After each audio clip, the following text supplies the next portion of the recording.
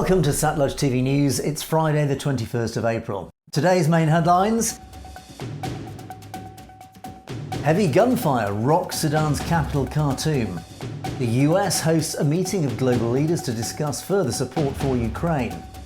China sends out a bellicose warning to the world over Taiwan.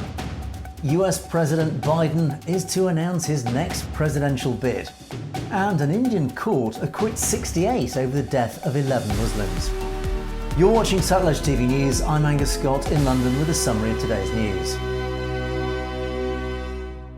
Heavy gunfire and explosions have rocked Sudan's capital Khartoum and elsewhere in the country today, as Sudan's warring forces engaged in fierce battles, ignoring appeals by world powers for an end of Ramadan ceasefire. More than 300 people have been killed and thousands wounded since the fighting erupted Saturday between forces loyal to Sudan's army chief Abdel Fattah al-Burhan and his deputy Mohammed Hamdan Daglo, the commander of the powerful paramilitary Rapid Support Forces, the RSF, commonly known as Hemeti. As the Eid al-Fitr celebrations marking the end of Ramadan began, several areas of Khartoum were bombed and shelling and clashes were reported for the sixth straight night. Khartoum has seen some of the fiercest fighting, with airstrikes and tanks firing in densely packed districts, with most of its 5 million people sheltering at home in baking heat, without electricity, food or water. The UN has claimed up to 20,000 people have now fled the fighting, most of them arriving as refugees in neighbouring Chad. The United States will host a meeting in Germany today to discuss further support for Ukraine, after President Volodymyr Zelensky pushed Western allies to send more fighter jets and long-range missiles. Representatives from around 50 countries will gather at the US Ramstein Air Base to coordinate their backing for Kyiv as battles with Russia rage in the east of the country. NATO Secretary General Jens Stoltenberg, who will attend the meeting, was in the Ukrainian capital on Thursday, as Zelensky took the opportunity to press NATO to invite Kyiv to join the alliance and ramp up military support for Ukraine's army. The Ukrainian president asked for NATO's help to overcome the reluctance of some member states in providing long-range rockets, modern fighter jets and armoured vehicles. Ukraine's Western supporters have been reluctant to send long-range rockets because of concerns that Ukraine could use them to hit targets within Russia and thus escalate the conflict to a wider scale. China has warned that criticism over Taiwan will have dangerous consequences. Foreign Minister Qin Gang warned today that Beijing is a growing force for peace and justice. He stated, "Recently there has been some absurd rhetoric accusing China of unilaterally changing the status quo across the Taiwan Strait through force or coercion, and of disrupting peace and stability across the strait. The logic is absurd and the consequences dangerous." China claims Taiwan as its territory and has vowed to bring the island under its control one day. "The Taiwan question is the core of the core interests of China," Qin continued. "We will never back down in face of any act that undermines China's sovereignty and security. Those who play with fire on Taiwan will eventually get themselves burnt." The remarks on Taiwan came towards the end of a speech in which Qin repeatedly emphasised China's peaceful intentions. It's being reported that President Joe Biden could announce his long-expected bid for a second term as early as next week. According to reports in outlets including the Washington Post and CNN, citing unnamed sources, Biden is set to launch his re-election campaign with a video release.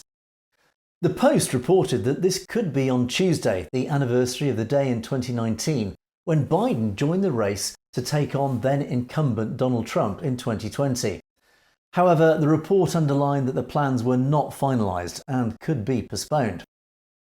Already the oldest US president in history at 80 years of age, Biden would be 86 by the time he completed his second term. The current frontrunner for the Republicans is Trump, raising the growing possibility of a rematch of one of the most divisive elections in US history. In India, a court has acquitted 68 people including a former minister, on Thursday over the deaths of 11 Muslims in religious riots that took place in Gujarat in 2002, when Prime Minister Narendra Modi was state premier. The violence in the western state killed at least 1,000 people, most of them Muslims, in an orgy of bloodshed after 59 Hindu pilgrims died in a train fire. Hindu nationalist Modi, who went on to become Prime Minister in 2014, was accused of turning a blind eye and was subjected to a US travel ban for a time. He was cleared over the violence in 2012. The trial, which ended on Thursday with the acquittal of a former state minister and 2 senior members of hardline Hindu groups, centred on the deaths of 11 Muslims and lasted 14 years. The acquittals prompted furious responses from the Congress opposition party, claiming the Gujarat's justice system was a sham. And Canadian police are investigating a heist of more than $15 million in gold and other high-value goods that were being moved through Toronto Airport. The gold and valuables arrived Monday evening in a container that was offloaded from a plane and securely stored in a cargo holding facility. It was reported missing shortly after. Police stated the high-value container was removed by illegal means from the holding facility, but they would not comment on how the theft unfolded or who might be behind the caper. The Toronto Sun reported that the thieves made off with £3,600 of gold, citing anonymous sources saying authorities are looking at organised crime groups in the region. Police said the incident was very rare, describing the airport theft an isolated incident that has had no impact on the travelling public.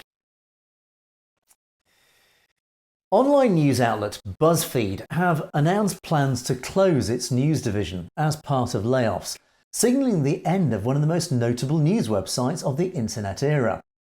The company cited challenges including recession in the tech sector and the struggling stock market. The announcement is the latest to rock the US media landscape as outlets battle with falling reader numbers and lower advertising revenue. The Pulitzer Prize-winning outlet will now concentrate its news output on its HuffPost website.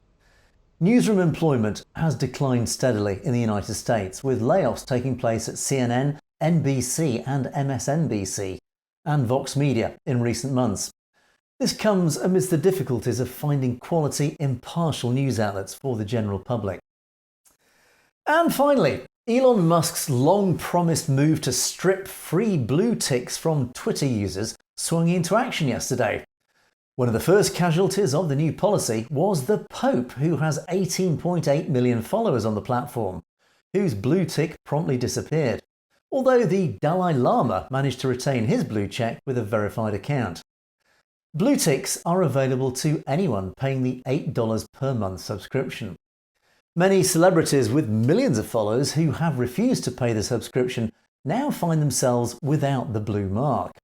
However, several high-profile figures, including horror writer Stephen King, have managed to retain their ticks despite not paying the subscription. Platform owner Musk admitted he had paid for a few of these blue ticks personally out of his own pocket.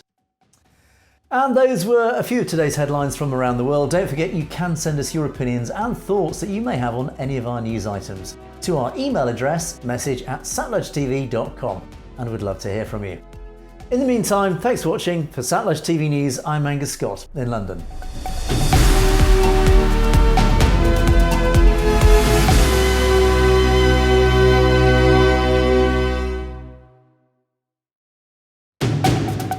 Go where no one has gone before.